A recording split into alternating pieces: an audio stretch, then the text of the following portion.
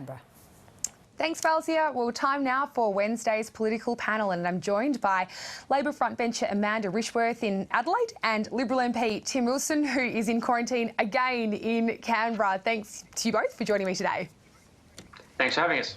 So the top story we're following is the US presidential debate. The first one today was 90 minutes of sort of barely watchable television. Amanda Rishworth, just starting with you. I know that you managed to catch a little bit of it, but I mean, you've been in politics for a while. How much do debates between leaders, influence an outcome? Is this a hugely influential event today? Well, look, debates are important because they do frame and ensure that, I guess, voters get a sense of who their leader is. But it's not the whole thing. And, of course, there's a number of debates in the US. But I think a lot of people would be scratching their head, especially here from Australia, where, believe it or not, our politics is a little bit more gentle than the US of A. Yeah, it certainly makes our, debates at election time seem positively dull in comparison. But at least, there's often some policy debate.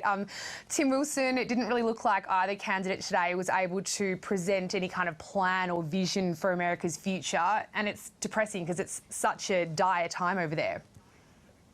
Yeah, well, I go back to the question you asked of Amanda. I saw a poll which said that only 3% of people watching were undecided, which suggests it's more for the politicos and for the news media. But obviously the debate will be chopped up into segments and put on the news, and that's where the general public will probably consume the content. But for the most part, it was a slanging match between President Trump and Vice President Biden. I got to say, I thought it was pretty unedifying in terms of a discussion, not just about the future of America, but ultimately, because of the might of the United States, ultimately about the rest of the world as well. I would hope to see debates more substantive in policy and focused on the future of the success of the country, and a plan as well as, of course, the success of liberal democracy around the world. Yeah, well, before we move on to more local topics, Tim Wilson, I mean, what is at stake with this election on the 3rd of November? Well, there are a lot of things at stake, obviously, but domestically it's probably best I don't comment too much on what happened in the United States, what's going to happen in the United States. Tell us who will win, come on.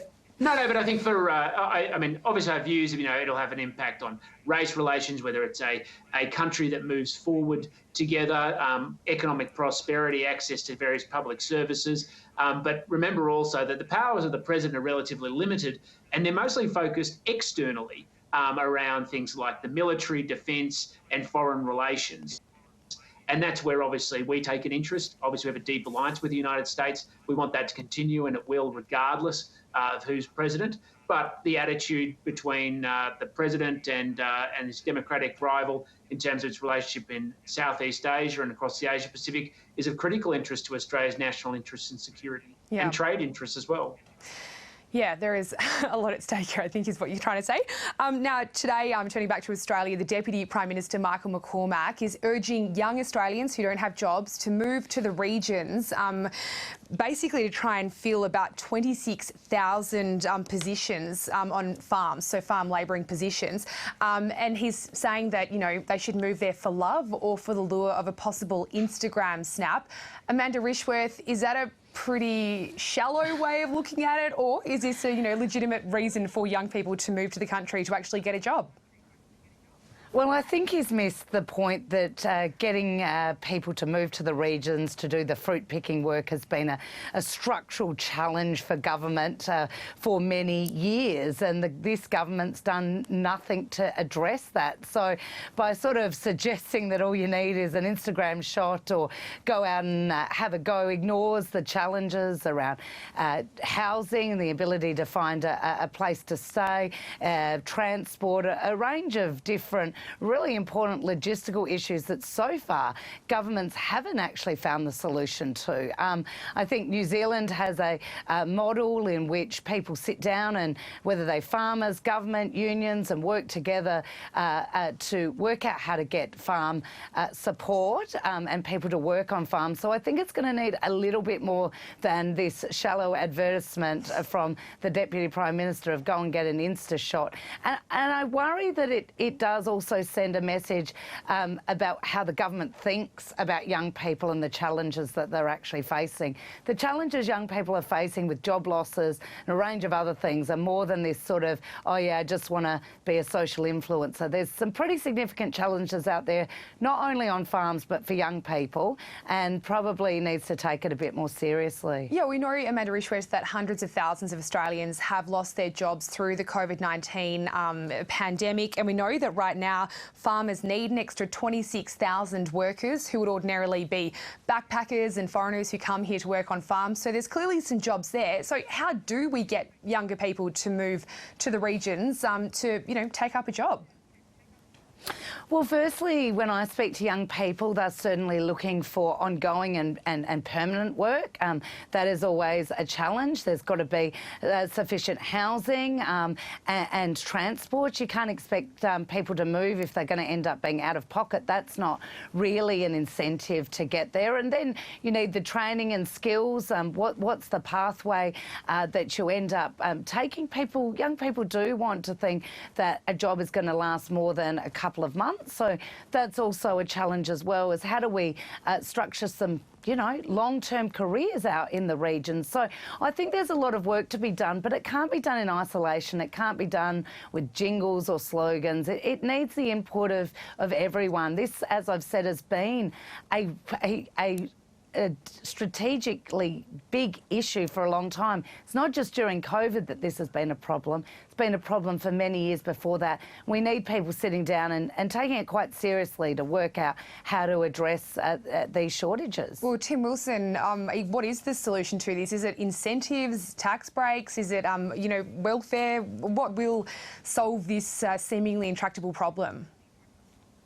One of the most important things, and Amanda did touch on it, and that's what the Deputy Prime Minister has touched on today, is the opportunity to have employment. Unfortunately, we're in a higher unemployment environment because of the COVID recession that most of us are used to and certainly been used to for some time. So the reality is if people want to secure employment, then looking at moving may be part of that discussion, part of that equation.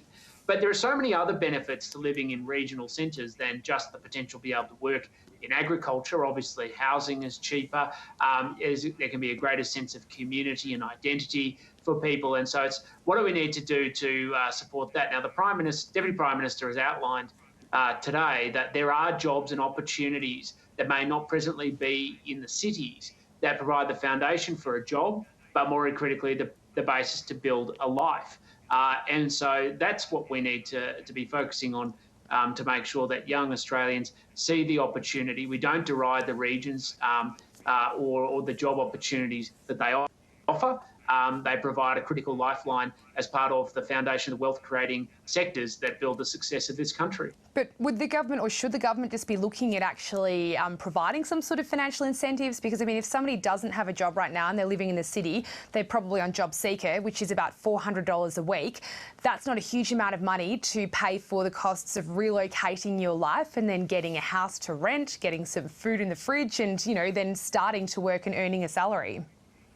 Well, there are always structural challenges around moving locations, and I accept the point. But at the other end of moving to a regional area, if you can, to be able to secure employment is more than $400 a week, and the bigger opportunity to be able to secure employment.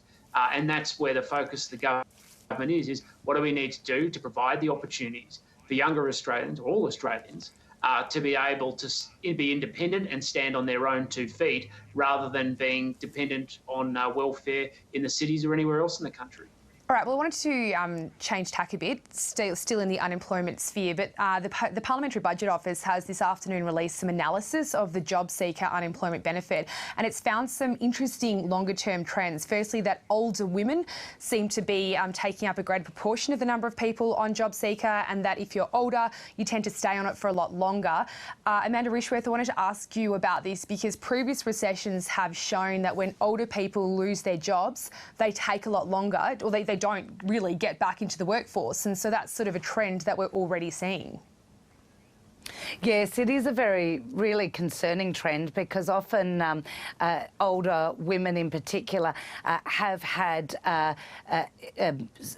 different employment patterns. For example, they've often taken time to raise children, have gone back into the workforce, have not accumulated as much superannuation. So I think that group of people is particularly vulnerable when it comes to a recession. I hear from older workers all the time that they are very frustrated and have difficulty getting back into the workforce. People won't take a punt on them. Their skills might be up to date, but sometimes it's just that they are being looked over. So it is an issue that's certainly been raised, and I think it needs some specific attention from the government. We need to make sure that these older workers, and by and large, when they talk to me, they want to get back to work. They want to feel like they're contributing, and that we look at opportunities and creating jobs for particularly all workers, but particularly these older women workers that will have a very precarious financial position going into retirement if they're not able to secure a job. Yeah, and Tim Wilson, just looking at the cold, hard sort of numbers here, the government, could be facing a massive sort of bill for JobSeeker if it's unable to get these people back into work, particularly these older women. How do they do it? Do we need some radical interventions like wage subsidies? Oh, well, firstly, it's not the government, it's taxpayers. And Amanda's right. We know this is one of the biggest issues we confront. There are young people who aren't able to secure employment, but particularly for older people above the age of 50, if they lose their employment, then they're less likely to be able to go back into the workforce. And that's what this data has shown. And it's worrying. There's no point kidding ourselves. But for instance, I speak to businesses within my electorate at the moment, and one of the biggest barriers they face in terms of hiring is the ongoing restrictions on borders, both domestic and international, and particularly sectors like tourism have always hired a disproportionate number of women, and as a consequence, they continue to suffer consequences as associated with border closures. Yeah. So the best thing we can do is relieve those so we can provide pathways for jobs, not welfare. Tim Wilson and Amanda Rishworth, I'm sorry, I've got to leave it there. Afternoon briefing has ended for today. See you tomorrow. Thank you.